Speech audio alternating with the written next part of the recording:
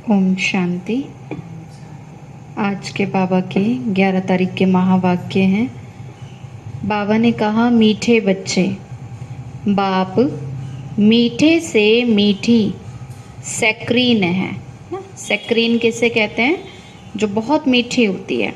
अगर थोड़ी सी भी किसी चीज़ में डल जाए ना तो पूरा एकदम मीठा हो जाता है। तो सबसे ज़्यादा मीठा अगर दुनिया में देखा जाए तो कौन है? शिव बाबा ही है ना। सारी दुनिया में कोई भी ऐसा नहीं है। शिव बाबा तो हमारे लिए इतना दूर से आते हैं, ब्रह्मलोक से आते हैं। सबसे ज़्यादा मीठा बाबा है। और रोज़ बाबा हम बच्चों को भी क्या कहते हैं कि तुम भी मेरे कैसे बच्चे हो? मीठे बच्चे हो। तो बाबा ने कहा, मीठे बच्चे, बाप मीठे से मीठी सैक्रीन है, इसलिए और सब बातें छोड़ उस बाप को याद करो। बाबा ने कहा और बातों को छोड़ दो। आज दुनिया में हम देख रहे हैं मनुष्य क्या करते रहते हैं, इधर की बातें उधर, उधर की बातें इधर। बाबा कहते बच्चे इन सब बातों से कोई फायदा नहीं मिलने वाला है ना। इसलिए और सब बातों को छोड़ एक बाप को याद करो तो मीठी सैक्रीन बन जाएंगे, बाबा के जैसा मीठा बन जाएंगे। प्रश्न है, तुम बाप के द्वारा श्रीमत लेकर अपने अंदर कौन से संस्कार भर रहे हो? रोज बाबा हमें मुरली में क्या देते हैं? श्रीमत देते हैं। तो बाबा कहते हैं ये श्रीमत लेकर तुम बच्चे अपने अंदर कौन से संस्कार भर रहे हो? उत्तर है, भविष्य में बिगर वजीर सारे विश्व पर राज्य करने के। आज दुनिया में देखो, कोई छोटा सा भी कार्य करना होता है तो कितना कंफ्यूज रहते हैं, क्या करें क्या ना करें, कैसे करें कैसे नहीं करें। मानो कोई भी बात का सही से डिसीजन नहीं ले पाते, निर्णय नहीं ले पाते ना, कितनों की राय मांगते हैं। तो बाबा क्या कहते हैं, बच्चे तुम सतयुग में तो इतने समझदार बन जाओगे कि तुम्हें किसी के ऊपर डिपेंड नहीं रहना पड़ेगा। माना राजा जैसे होता है ना, द्वापर युग के जो राजा होते हैं वो वजीर से, कलयुग के जो राजा होते हैं वो वजीर से राय लेके फिर कोई कार्य करते थे, लेकिन सतयुग में ऐसा नहीं होता। तो बाबा ने कहा, भविष्य में तुम बिगर वजीर सारे विश्व पर राज्य करने के संस्कार भरते हो। तुम यहाँ आए ही हो भविष्य राजधानी चलाने की श्रीमत लेने। बाप तुम्हें ऐसी श्रीमत दे देते हैं जो आधा कल्प तक कोई की राय लेने की दरकार नहीं है। बाबा इतना समझदार बना देते हैं जो कोई की राय लेने की दरकार ही नहीं है। राय तो उन्हें लेनी पड़ती है जिनकी बुद्धि कमज़ोर हो। बाबा तो हमारी बुद्धि को कैसा बना रहे हैं? शक्तिशाली बना रहे हैं, समझदार बना रहे हैं। गीत है, तुम ही हो माता पिता, तुम ही हो बंधु सखा, तुम ही हो। ओम शांति। मीठे मीठे रूहानी बच्चों ने गीत सुना। ये किसने कहा कि मीठे मीठे रूहानी बच्चे? किसने कहा? शिव बाबा ने कहा। तो जरूर रूहानी बाप ही तो कह सकते हैं ना। मीठे मीठे रूहानी बच्चे अभी सम्मुख बैठे हैं और बहुत ही प्यार से बाप समझा रहे हैं। अभी तुम जानते हो, सिवाय रूहानी बाप के सर्व को सुख शांति देने वाला व सर्व को दुखों से लिबरेट करने वाला दुनिया भर में और कोई भी नहीं है। बाबा के सिवाय इतना सुख कोई भी नहीं दे सकता। दुनिया में तो आज मनुष्य थोड़े समय के लिए कोई सुख देते भी हैं तो बदले में कहते हैं मैंने तुम्हें इतना हेल्प की, तुम्हारे लिए ये किया, अब तुम भी करो, है ना। लेकिन बाबा तो कोई ऐसे भी नहीं कहते। बाबा तो निस्वार्थ सेवाधारी है। तो सुख का सागर है, शांति का सागर है। तो इतना सुख तो और कोई दे भी नहीं सकते। इसीलिए तो सब दुख में बाप को याद करते रहते हैं। तुम बच्चे अभी सम्मुख बैठे हो, जानते हो ना बाबा हमको सुख धाम का मालिक बनाते हैं, सुख धाम के लायक बना रहे हैं। सदा ही सुख धाम का मालिक बनाने वाले बाप के सम्मुख आए हैं। अभी समझते हैं ना, सम्मुख सुनने और दूर रहकर सुनने में तो बहुत फर्क है। एक होता है मधुबन में जाते हैं बच्चे, डायरेक्ट बाबा से मुरली सुनते हैं। एक होता है दूर रह के सुनते हैं, टेप से सुनते हैं, सेंटर पे सुनते हैं, तो फर्क तो पड़ जाता है। वाइब्रेशंस भी अलग अलग होते हैं। मधुबन के वाइब्रेशंस बाबा के सामने रहते हैं, बाबा के घर में कितने पावरफुल होते हैं। मधुबन में सम्मुख आते हो, मधुबन तो मशहूर है ना। मधुबन वृंदावन में उन्होंने कृष्ण का चित्र दिखाया है। वास्तव में तो कौन आते हैं मुरली सुनाने? शिव बाबा आते हैं। उन्होंने तो कृष्ण को दिखा दिया है, परंतु कृष्ण तो है नहीं। यहाँ तो निराकार बाप तुम बच्चों से मिलते हैं। तुम्हें स्वयं को घड़ी घड़ी आत्मा निश्चय करना है। बाबा रोज याद दिलाते हैं कि बच्चे तुम ये शरीर नहीं हो, ये शरीर तो तुम्हारी गाड़ी है जिसे चला रहे हो, जिससे कार्य करा रहे हो। बाबा कहते तुम तो कौन हो? आत्मा हो, इस गाड़ी के ड्राइवर हो। मैं आत्मा बाप से वर्षा ले रही हूँ। सारे कल्प में ये एक ही समय आता है ऐसा, भगवान से प्राप्ति करने का, वर्षा लेने का, वरदान लेने का। पूरे कल्प में एक ही बार ये समय आता है। कहते हैं जब भगवान भाग्य बांट रहा था तो तुम सो रहे थे। तो आधी सारी दुनिया इस समय क्या हो रखी है? सो रही है, माया की नींद में फंसे हुए हैं।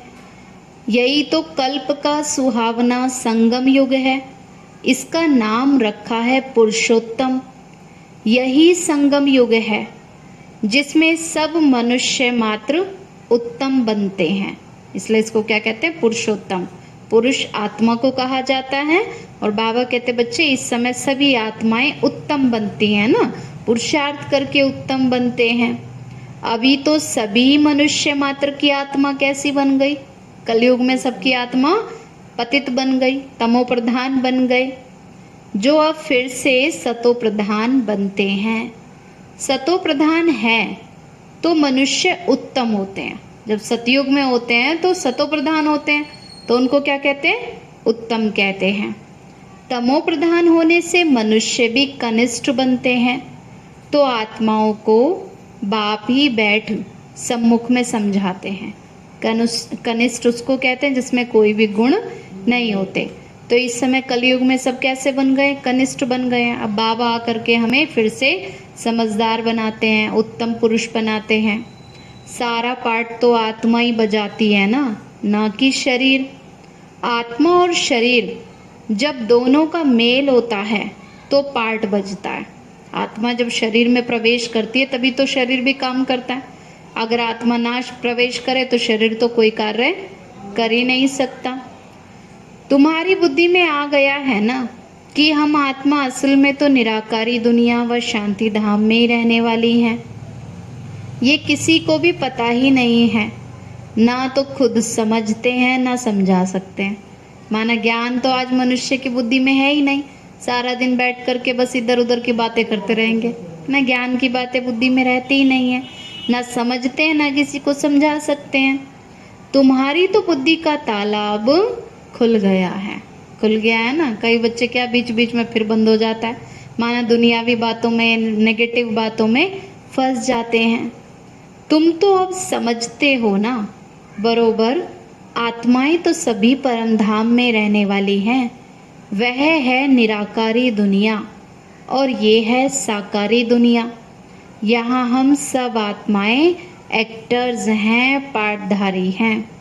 पहले पहले हम ही तो पाठ बजाने आते हैं, फिर नंबरवार आते जाते हैं। सतयुग में पहले पहले हम बच्चे आए, फिर धीरे धीरे करके सारी आत्माएं नीचे आते गए।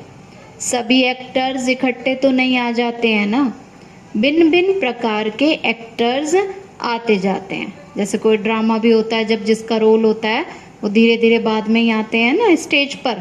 तो ऐसे बाबा ने कहा सब आत्माएं भी धीरे धीरे धरती पर आती हैं। सब इकट्ठे तब होते हैं जब नाटक पूरा होता है। तो अब ये नाटक का क्या चल रहा है? Last episode. अब सारी जो आत्माएं हैं वो नीचे आती जा रही हैं, इसलिए तो जनसंख्या भी बढ़ती जाती है। अभी तुमको पहचान मिली है ना, आत्मा असल में तो शांति धाम की रहवासी है। यहाँ आती है पाठ बजाने। बाप तो सारा समय पाठ बजाने नहीं आते हैं। शिव बाबा कहते बच्चे मैं तो आता हूँ, तुम बच्चों से मिलता हूँ, बच्चों को वरदान देता हूँ, ज्ञान सुनाता हूँ, फिर और भी कार्य हैं बाबा को, बाबा चले जाते हैं। अब भक्ति में भी इतने मनुष्य पुकारते रहते हैं, कोई दुखी है, कोई बीमार है, कोई परेशान है, सबको देखना है ना बाबा को। तो बाबा कहते मैं सारा समय तो इस शरीर में नहीं रहता। बाबा कहते बच्चे हम ही तो इस समय आत्माएं ही पाठ बजाते बजाते क्या हो गई, तमो प्रधान। बाबा ने कहा मैं तो आता हूँ, अपना कार्य करता हूँ, चला जाता हूँ, लेकिन हम बच्चों का क्या होता है, हम बच्चे पाठ में आते आते जन्म लेते लेते तमो प्रधान बन जाते हैं। अभी तुम बच्चों को सम्मुख सुनने से बड़ा मजा आता है, बाबा के सामने बैठते देखो कितना अच्छा लगता था ना, बाबा दृष्टि देते, बच्चों को वरदान देते, मुरली सुनाते। इतना मजा तो मुरली पढ़ने से नहीं आता है, यहाँ तो तुम सम्मुख हो ना। देखो कितना अंतर होता है, एक होता है घर में मुरली अपने आप से पढ़ लेना, एक होता है सेंटर पे आके सुनना, एक होता है मधुबन में जाके सुनना, है ना। तो कितना अंतर होता है, मधुबन में बाबा के सामने जब बैठते हैं तो कितना खुशी मिलती है।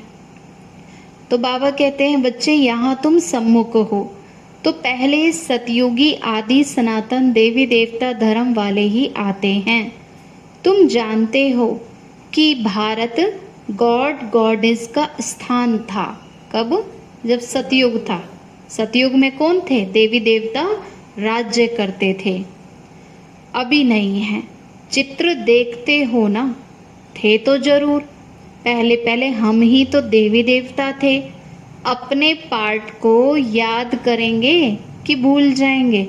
बाबा पूछ रहे हैं बच्चे तुम ही ऐसे देवी देवता थे, अपना वो पार्ट याद आता है ना, भूल तो नहीं जाएंगे? बाप कहते हैं तुमने ही ये पार्ट बजाया है, ये ड्रामा है। नई दुनिया सो फिर पुरानी दुनिया होती है। पहले पहले ऊपर से जो आत्माएं आती हैं वह गोल्डन एज में आती हैं। पहले आएंगी वह आत्माएं जिनका सतयुग में पार्ट होगा। ये सब बातें अभी तुम्हारी बुद्धि में है। सतयुग के आदि में तुम ही आए थे पार्ट बजाने। तुम ही विश्व के मालिक महाराजा महारानी थे। तुम्हारी ही राजधानी थी। अभी तो कोई राजधानी है नहीं। आजकल तो मनुष्य एक दूसरे पर राज्य करते रहते हैं, है ना। माना सोचते हैं कि सब हमारी बात माने, हमारे अनुसार चले, और कोई ना माने तो नाराज हो जाते हैं। बाबा कहते बच्चे अभी तो कोई राजधानी है ही नहीं, क्योंकि मनुष्य का अपने ऊपर ही राज्य नहीं रहा। तो अभी तुम सीख रहे हो कि हम राजाई कैसे चलाएंगे। जब अभी खुद पर राज्य करना सीखेंगे तभी तो भविष्य में राज्य चलाएंगे ना। वहाँ तो वजीर भी होते नहीं हैं, राय देने वाले की वहाँ दरकार ही नहीं है। सतयुग में ऐसी कोई ज़रूरत है ही नहीं। वह तो श्रीमत के द्वारा श्रेष्ठ ते श्रेष्ठ बन जाते हैं, फिर उनको दूसरे कोई से राय लेने की दरकार ही नहीं रहती।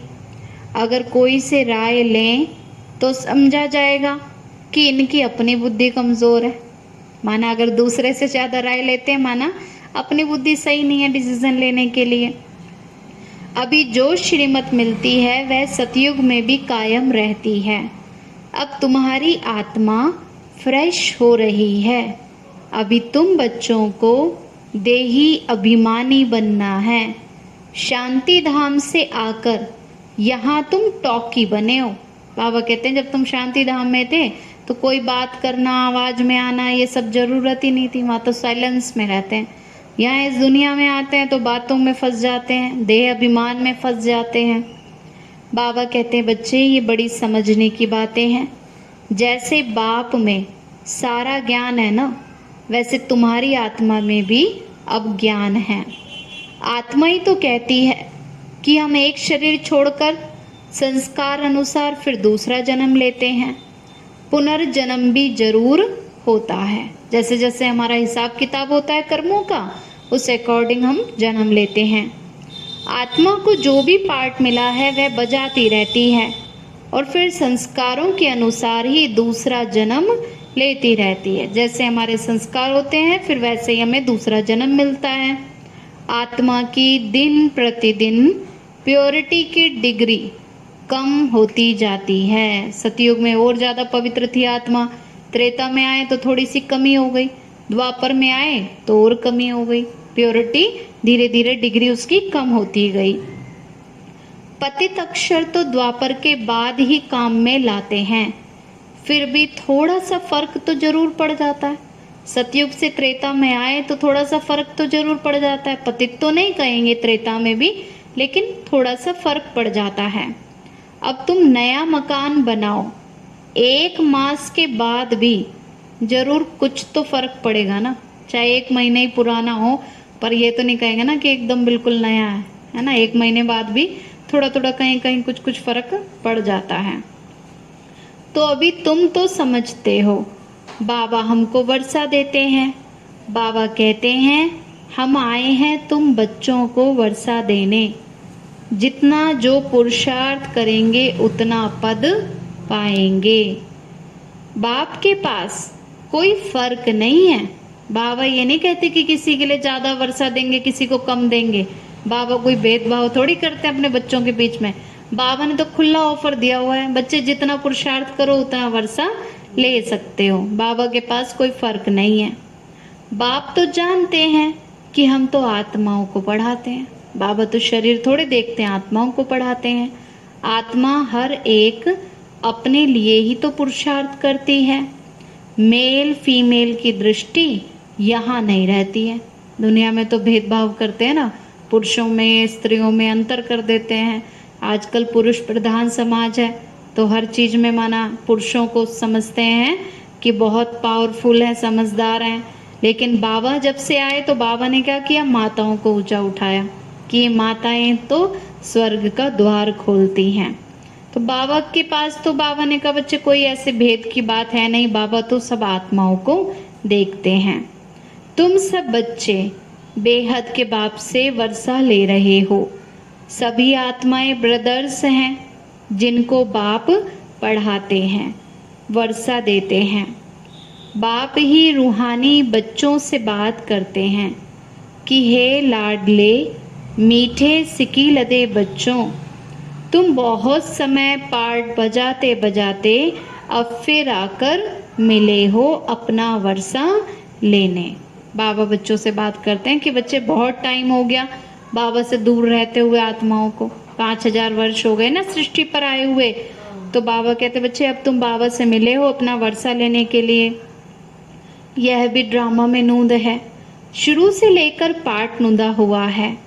तुम एक्टर्स पार्ट बजाते एक्ट करते रहते हो। आत्मा अविनाशी है और इसमें पार्ट भी अविनाशी भरा हुआ है। शरीर तो बदलता रहता है, बाकी आत्मा सिर्फ प्योर से इम्प्योर बनती है। माना सतयुग में पवित्र होती है, वही आत्मा कलयुग तक आते आते अपवित्र हो जाती है। सतयुग में है पावन और इसको कहा जाता है पतित दुनिया। इस समय तो सब मनुष्य आत्माएं कैसी हो गई हैं, पतित हो गई हैं। तो अभी तो सुख धाम स्थापन होता है और बाकी सब आत्माएं कहाँ चली जाएंगी।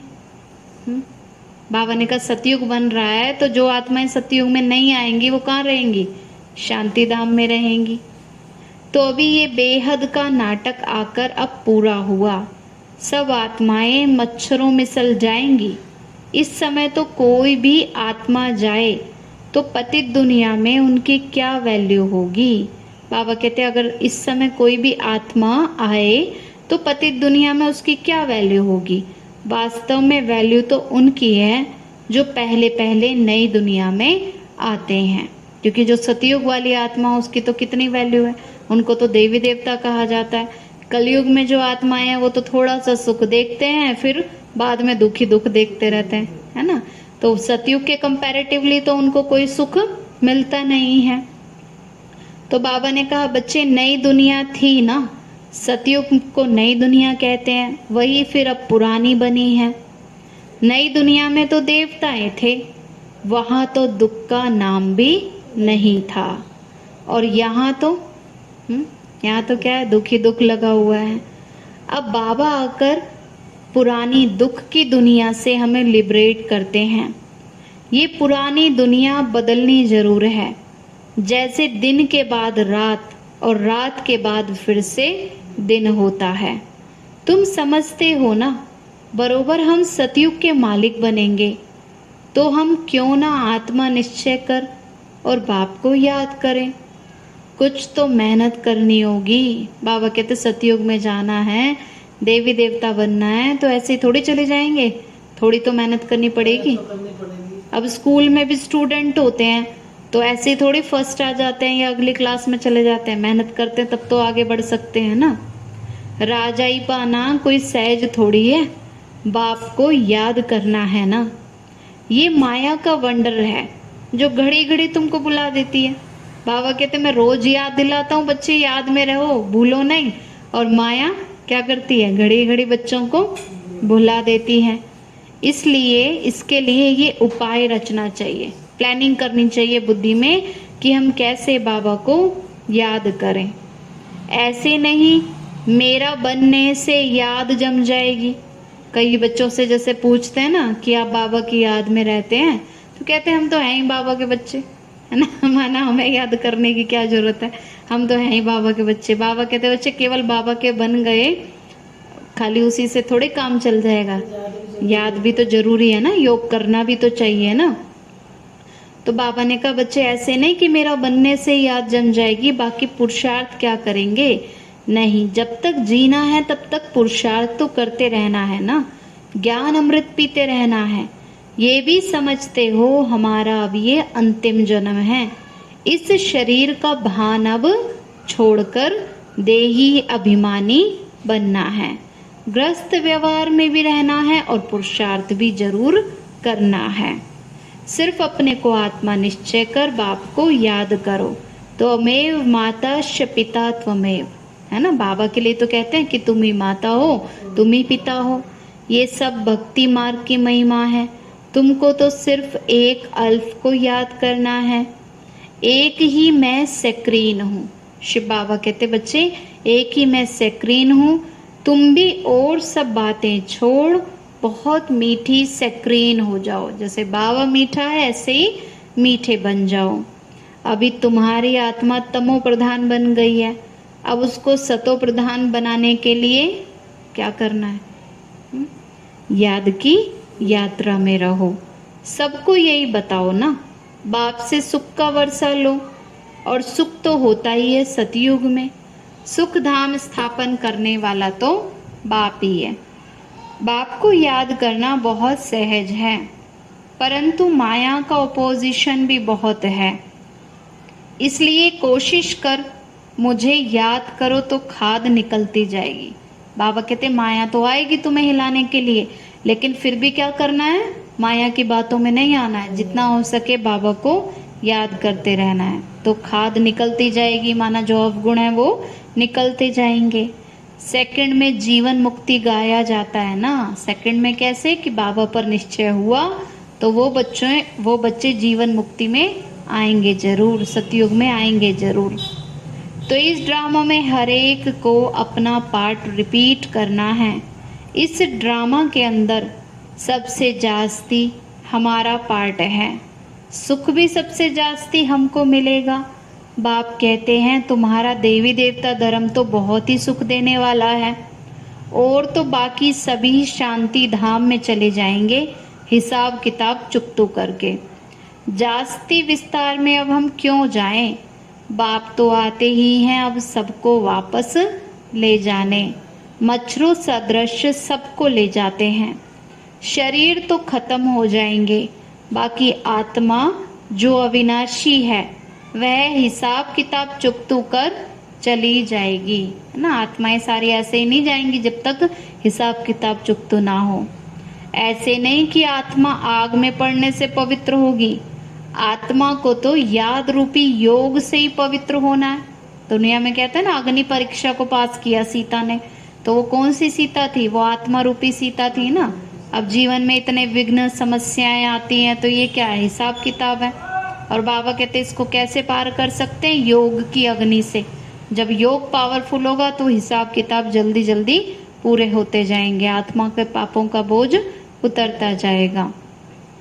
तो आत्मा को याद रूपी योग से ही तो पवित्र होना है, योग की तो अग्नि ये है। उन्होंने तो फिर नाटक बना दिए हैं कि सीता आग से पार हुई, आग से कोई एक को थोड़े ही पार होना है। बाबा कहते तुम सब बच्चों को ही योग की अग्नि में माना तप करके पवित्र बनना है, कोई एक को थोड़े योग करना है, सबको योग करना है। बाप समझाते हैं तुम ही सब सीताएं हो, इस समय पतित हो, रावण के राज्य में हो। अब एक बाप की याद से ही तुमको पावन बनना है। राम तो एक ही है ना। अग्नि अक्षर सुनने से समझते हैं कि आग से पार हुई, वो ये नहीं जानते योग की अग्नि है। वो क्या समझ लेते हैं कि सच में कोई आग से पार हुई। और वो ये भी नहीं जानते कि राम कौन है। राम तो परमात्मा राम है। अब कहाँ तो योग की अग्नि और कहाँ वह अग्नि। आत्मा परमात्मा से योग रखने से पतित से पावन होती जाएगी। जितना आत्माएं परमात्मा से योग रखेंगी तो उतना ही पावन बनती जाएंगी। रात दिन का फर्क है ना। भक्ति की बातों में और ज्ञान की बातों में कितना फर्क है। आत्माएं ही तो सब सीताएं हैं। रावण की जेल में शोक वाटिका में है। इस समय पूरी दुनिया क्या बन गई है, शोक वाटिका। यहाँ का सुख तो कागविष्टा मिसल है, दूर से लगता है सुख है, लेकिन जब उस बातों में फंसते जाते हैं दुनिया में तो उतना ही दुखी होते रहते हैं। आज दुनिया में सोचते हैं लोग कि घर में महंगी महंगी चीजें होंगी, साधन होंगे, गाड़ी होंगी, ये होगा तो सुख होगा। वो सब कुछ इकट्ठा कर लेते हैं लेकिन फिर भी दुखी रहते हैं, फिर भी टेंशन में रहते हैं। बाबा कहते बच्चे यहाँ का तो सुख ही अल्पकाल का है, स्वर्ग के सुख तो अथाह है। तो बच्चों को ज्ञान के रत्नों से अपनी झोली भरनी चाहिए। कोई भी प्रकार का संशय नहीं आना चाहिए। देह का अभिमान आने से फिर अनेक प्रकार के प्रश्न आदि उठते हैं। फिर बाप जो धंधा देते हैं वह तो करते नहीं है। बाबा कहते देह का अभिमान आ जाता है ना तो और बातों में बुद्धि भटकती है, ज्ञान की बातों में बुद्धि फिर टिकती नहीं है। मूल बात है हमको पतित से पावन बनना है। दूसरे कोई भी संकल्प उठाने की दरकार ही नहीं है। बाबा कहते और अपने मन में फालतू संकल्प नहीं चलाने चाहिए। अब ये है ही पतित दुनिया, वह है पावन दुनिया। मुख्य बात यह पावन बनने की। पावन कौन बनाएंगे ये कुछ भी पता ही नहीं है। बोलो तुम पतित हो तो फिर बिगड़ पड़ेंगे। अगर किसी को डायरेक्ट ऐसे कह दें कि तुम पतित हो, है ना, तो बिगड़ जाएंगे कि हमें पतित क्यों कहते हैं। क्योंकि मनुष्य आज अपनी कमी कमजोरियों को चेक नहीं करते ना, रियलाइज नहीं करते अपनी गलतियों को। अपने को विकारी कोई समझते ही नहीं। कहते हैं कि गृहस्थी तो सभी थे, राम सीता लक्ष्मी नारायण को भी तो बच्चे थे ना, वहां भी तो बच्चे पैदा होते हैं। ये भूल गए हैं कि उसको तो वाइसलेस वर्ल्ड कहा जाता है, सतयुग को तो पवित्र दुनिया कहा जाता है। वह है शिवालय। बाप तुम बच्चों को कितनी युक्तियां बताते रहते हैं। यह तो बाप टीचर गुरु है जो सबको सदगति देते हैं। वह तो एक गुरु मर गया तो फिर बच्चों को गद्दी दे देंगे। अब वो कैसे सदगति में ले जाएंगे, है ना। कोई मनुष्य जो गुरु बन जाते हैं वो जब शरीर छोड़ देते हैं, खुद ही चले जाते हैं, तो वो दूसरे मनुष्य को कैसे सदगति में ले जाएंगे। सर्व का सदगति दाता तो एक ही बाप है। जो सच्चा सतगुरु है वो तो एक बाप ही है ना। रावण के राज्य में तो सभी दुर्गति में है और राम राज्य में सभी सदगति में है। सतयुग में सभी सदगति में होते हैं। बाप सबको पावन बनाकर ले जाते हैं। फिर कोई तो फट से पतित नहीं बनते हैं ना, नंबरवार उतरते जाते हैं। सतो प्रधान से सतो रजो तमो, तो तुम्हारी बुद्धि में अब 84 का चक्र बैठा है। तुम जैसे अब लाइट हाउस हो। लाइट हाउस माना ज्ञान का प्रकाश चारों तरफ फैलाते रहते हो। ज्ञान से इस चक्र को जान गए हो ना कि ये चक्र कैसे फिरता है। अभी तुम बच्चों को और सबको रास्ता बताना है। तुम सब सेना हो, तुम पायलट भी हो, सबको रास्ता बताने वाले हो। बाबा कहते बच्चे तुम्हें क्या करना है, खुद भी सही रास्ते पर चलना है और दूसरों को भी रास्ता बताना है। जैसे पायलट होता है ना, सबको रास्ता बताता है, माना पायलट होता है, जहाज उड़ाता है, उसी तरह से सबको यही बोलो कि अब शांति धाम सुख धाम को याद करो, कलयुग दुख धाम को भूल जाओ। हम आपको बहुत अच्छा रास्ता बताते हैं। बाबा कहते हैं सबको बोलना चाहिए कि अब सतयुग को, सुखधाम को याद करो, इस दुखधाम को भूल जाओ। हम आपको बहुत अच्छा रास्ता बताते हैं। पतित पावन तो एक ही निराकार बाप है, उनको याद करने से ही तुम पावन बन जाएंगे। तुम्हारी आत्मा पर जो कट चढ़ी हुई है ना, वह उतरती जाएगी। भगवानो वाच मन मना भव, मन को कहाँ लगाए रखना है? एक बाबा में। अपने आप को आत्मा समझकर बाबा को याद करना है। शिव भगवानो वाच विनाश काले विपरीत बुद्धि विनश्यन्ति, और विनाश काले परमपिता परमात्मा के साथ प्रीत बुद्धि विजयंती। जिनकी बाबा के साथ प्रीत बुद्धि होगी उनकी विजय होगी। तुम्हारी जितनी प्रीत बुद्धि होगी ना, उतना ही ऊंचा पद भी पाएंगे। देह के अभिमान में आने से फिर इतना ऊंचा पद नहीं पा सकेंगे।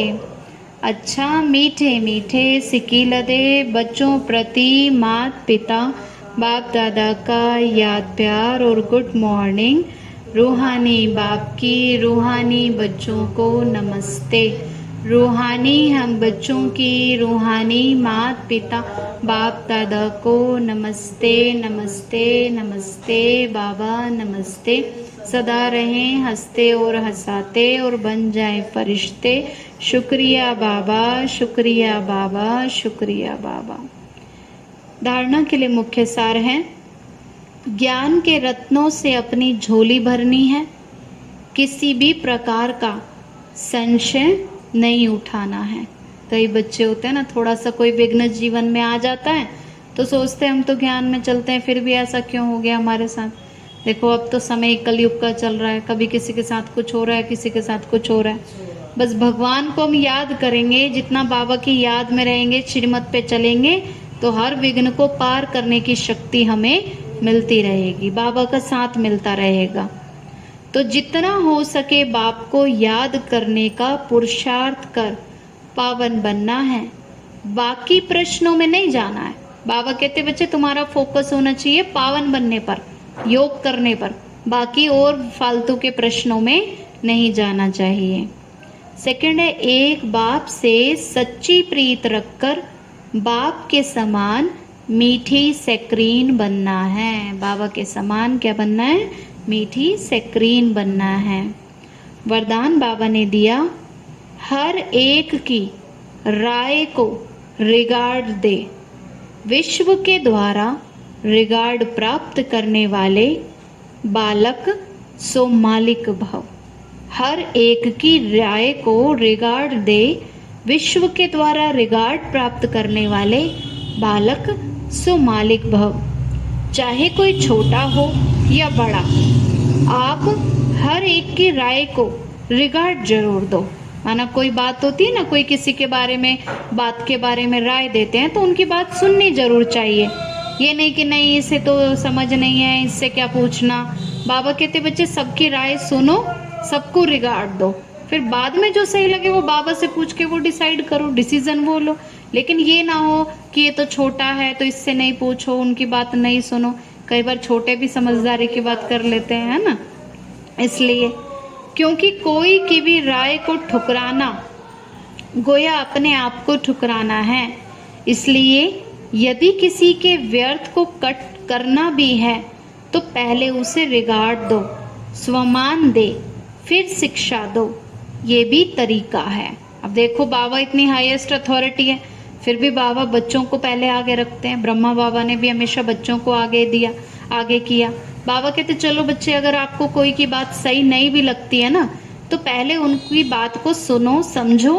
फिर बाबा ने कहा बच्चे प्यार से, तरीके से उनको समझाओ कि ये बात क्यों हम नहीं कर सकते, है ना, माना इस कार्य को क्यों ऐसे नहीं कर सकते। तो बाबा ने कहा ये भी तरीका है कि तरीके से कैसे किसी को समझाना चाहिए। जब ऐसे रिगार्ड देने के संस्कार भर जाएंगे तो विश्व से भी आपको रिगार्ड मिलेगा। जैसे अपने प्रकाशमणि दादी थे ना, हमेशा हर एक की राय को सुनते थे, सबके साथ मिलके चलते थे, है ना, और सबको पहले सम्मान देना। तो ऑटोमेटिक सारी जो यज्ञ की आत्माएं हैं सब उनको बहुत सम्मान देते थे। कोई भी आत्मा ऐसे नहीं थी जो दादी से असंतुष्ट हो, प्रकाशमणि दादी ने इतना प्यार से सबको संभाला, यज्ञ में इतनी सेवा की। तो इसके लिए बाबा ने कहा बच्चे तो ऐसे अपने अंदर संस्कार भरो तो विश्व से भी आपको रिगार्ड मिलेगा। इसके लिए बालक सो मालिक, मालिक सो बालक बनो। बुद्धि बेहद में शुभ कल्याण की भावना से संपन्न हो। स्लोगन बाबा ने दिया, मस्तक पर सदा साथ की स्मृति का तिलक लगाना। बस क्या याद रखना, मैं और मेरा बाबा हम दोनों साथ साथ हैं, है ना। तो मस्तक पर सदा साथ की स्मृति का तिलक लगाना, यही सुहाग की निशानी है। दुनिया में बहनें वो लगाती हैं ना, सिंदूर लगाती हैं, तो हमें भी क्या याद रखना है कि मेरे साथ मेरा बाबा है, ये तिलक लगा करके रखना है। अच्छा, ओम शांति, ओम शांति, ओम शांति।